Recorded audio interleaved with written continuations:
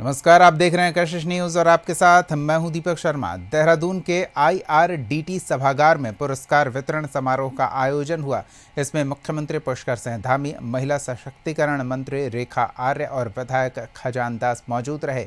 ये पुरस्कार उन महिलाओं और बालिकाओं को दिया गया जिन्होंने कठिन परिस्थितियों में उल्लेखनीय उपलब्धि हासिल की है।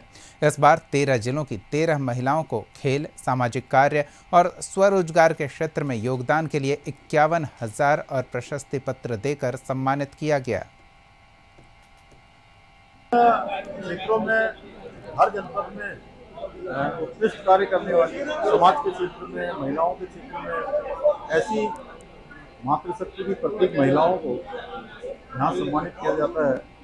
अनेक अनेक क्षेत्रों में जिन्होंने उत्कृष्ट प्रदर्शन किए हों, इसी प्रकार जो आंगनबाड़ी हमारी सहायिकाएँ हैं, कार्यकर्ताएँ हैं, उन सबको भी सम्मानित किया जाता है। इसके पीछे हमारा हेतु है कि महिलाएं अपने क्षेत्रों में और आगे बढ़ चढ़ कर काम करें, उत्कृष्ट प्रदर्शन करें और अपने सर्वोच्च को देने के लिए संकल्पित होकर कार्य करें, इसलिए प्रोत्साहन किया जाता है।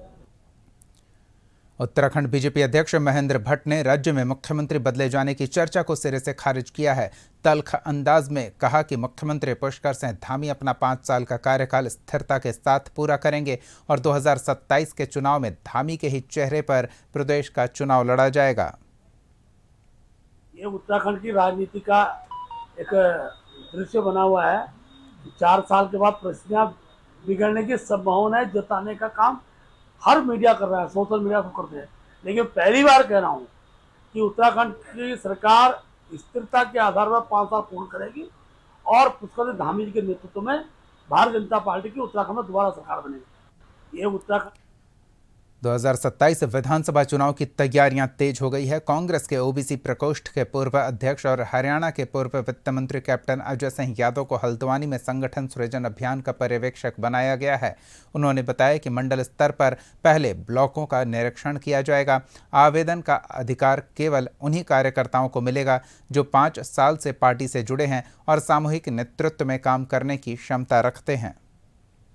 समर्पित हो, कार्यकर्ताओं को साथ लेके चल सके, किसी गुट या किसी उससे संबंध ना रखता हो, कोई भी जो है उसके अंदर जो है उसका हम देखेंगे कि पहले कौन कौन से पद पे रह चुका है। NSY यूथ कांग्रेस, अपना महिला कांग्रेस, उसका बैकग्राउंड देखा जाएगा, छवि देखी जाएगी उसकी, उसके बाद सिलेक्शन किया जाएगा। हल्द्वानी में ओखलकांडा ब्लॉक के ग्राम सभा बड़ौन की रहने वाली तुलसी देवी का शव बरामद किया गया, जो मंगलवार को बसोटिया नदी किनारे घास काटने गई थी और गुरुवार को हल्द्वानी रेलवे स्टेशन के पास गोला नदी से उसका शव बरामद किया गया।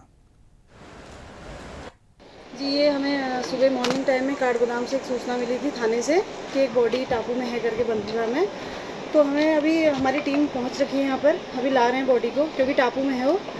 और हमें लगता है कि खंसियों में एक लेडीज़ बह रखी है वहाँ पे। कल वहाँ भी एक टीम हमारी गई हुई है, तो वहाँ भी रेस्क्यू चल रहा है। और यहाँ भी अभी आपको बॉडी देखने के बाद पता लगेगा कि वही लेडीज़ है कि नहीं, शिनाख्त जब ही हो पाएगी।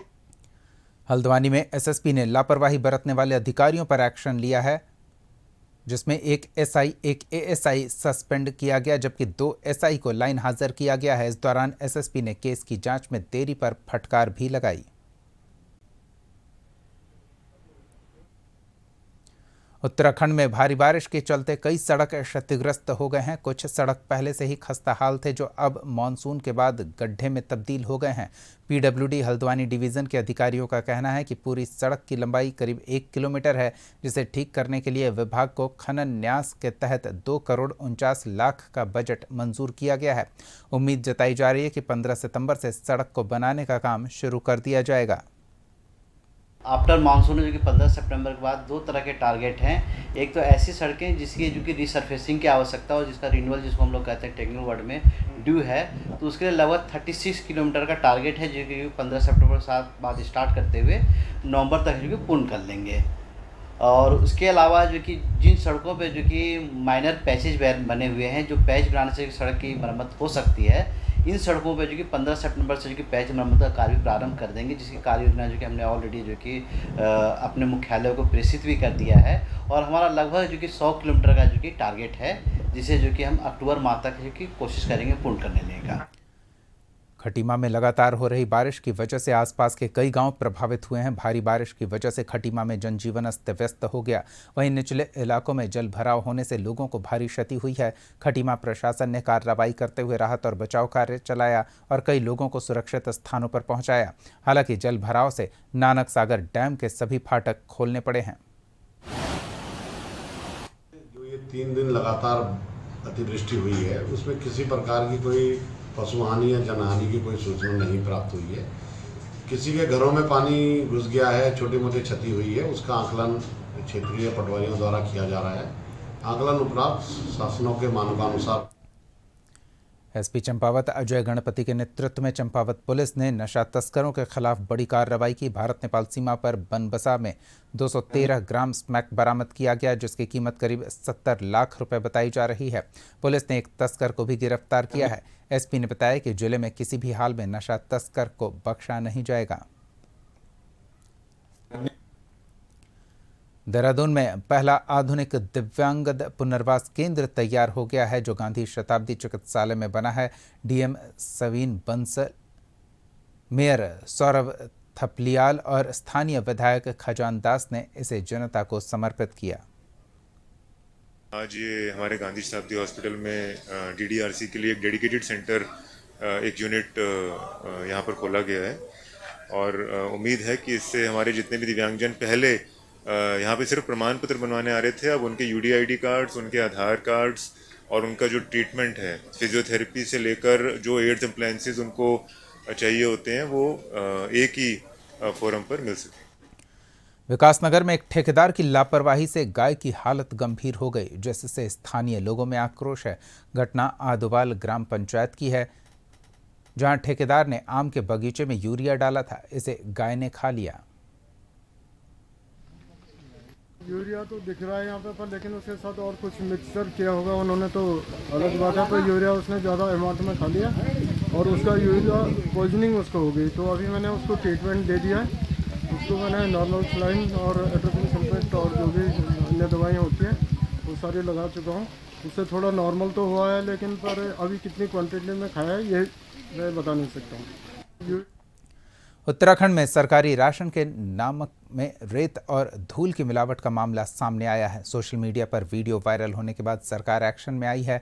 मसूरी में एसडीएम कुमकुम जोशी के नेतृत्व में छापेमारी कर सभी दुकानों से नमक के सैंपल लिए गए, उन्हें जांच के लिए भेजा गया। अधिकारियों ने आश्वासन दिया है कि जनता को मिलावटी सामान नहीं दिया जाएगा। आज सुबह ही जिलाधिकारी महोदय द्वारा हमें तत्काल औचक छापों के निर्देश प्राप्त हुए और हमें ये निर्देश मिले हैं कि जो राशन की दुकानों पर नमक के संबंध में एक अफवाह फैलाई जा रही थी, उसके संबंध में तत्काल हमें फूड सेफ्टी और फूड सप्लाई दोनों की टीमों के साथ हम लोगों ने राशन की दुकानों से अभी सैंपल भरे हैं। मसूरी क्षेत्र के अंतर्गत रैंडमली राशन की दुकानों का चयन किया जा रहा है और उन्हें बिना बताए औचक रूप से नमक के सैंपल भरे जा रहे हैं। कब तक सैंपल की रिपोर्ट आएगी, उसी के बाद कोई कार्रवाई? आज ही हमारे द्वारा सैंपल टेस्टिंग लैब को भेज दिए जाएंगे। मेरे द्वारा स्वयं जो सैंपल है वो भरवाया जा रहा है अपनी उपस्थिति में और इसमें जल्द से जल्द हमारे पास सैंपल की रिपोर्ट